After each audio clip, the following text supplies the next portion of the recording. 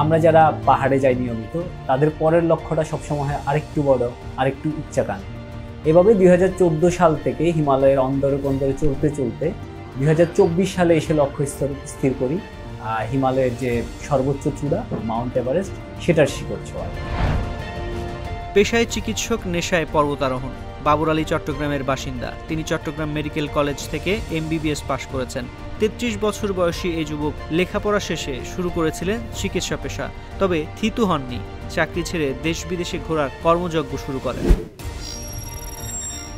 Everest জয়ের আগে বাবর আলী সারগড়ি, সুরিয়া পিক, মাউন্ট ইয়ানাম, মাউন্ট ফাব্রাং, মাউন্ট চাওচাও কাং নীলটা, মাউন্ট শিবা, মাউন্ট রামজাক, মাউন্ট আমা দাবলাম ও চুলু ইস্ট পর্বতের চূড়ায় উঠেছেন এ তরুণ।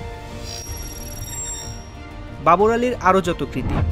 বাবর আলী গত বছরের 13 এপ্রিল কাশ্মীরের রাজধানী শ্রীনগর থেকে সাইকেল যাত্রা শুরু করেন। 1 মাসের চেষ্টায় প্রায় 4000 কিলোমিটার পথ পাড়ি দিয়ে তামিলনাড়ুর কন্যাকুমারী গিয়ে থেমেছিলেন। পথে ভারতের 13টি রাজ্য এবং কেন্দ্রশাসিত বিভিন্ন অঞ্চল পাড়ি দেন তিনি। তারও আগে 2019 সালের পরিবেশ রক্ষার ব্রত নিয়ে বাংলাদেশের 64 জেলায় হেঁটে ভ্রমণ করেন তিনি। চালিয়েছিলেন সচেতনতামূলক কার্যক্রম। হেঁটে বাংলাদেশ ও সাইকেলে ভারতবর্ষ পাড়ি দেওয়ার বাবর আলী এবার এভারেস্ট জয় করে লিখলেন নতুন গল্প।